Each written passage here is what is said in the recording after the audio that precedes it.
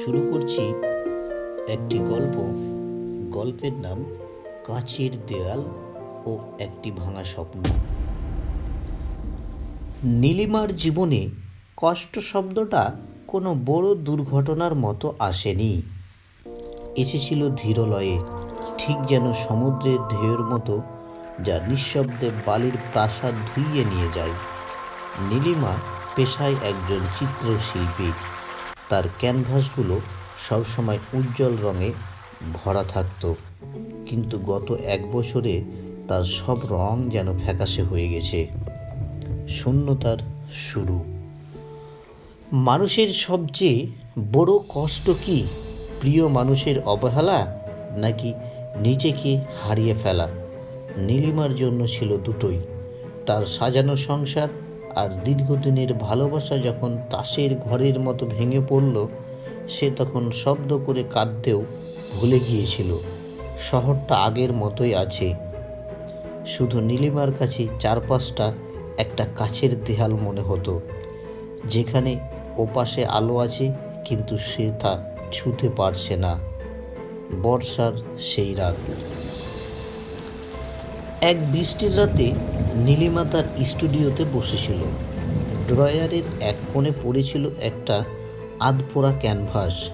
সে ভাবল, এই ভাঙা মন নিয়ে আর কি হবে।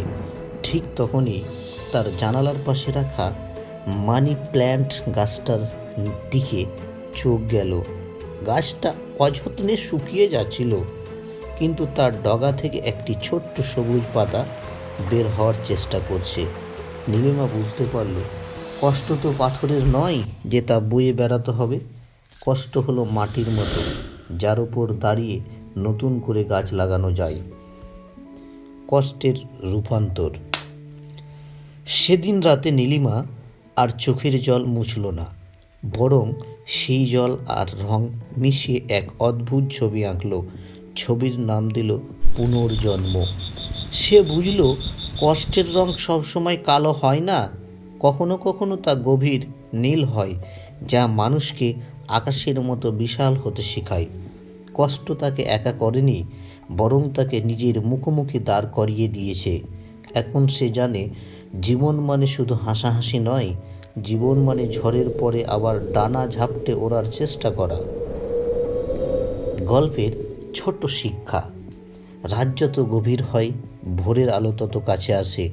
আমাদের কষ্টগুলো আসলে আমাদের ধ্বংস করতে আসে না, বরং আমাদের ভেতরকার শক্ত মানুষটাকে জাগিয়ে তুলতে আসে।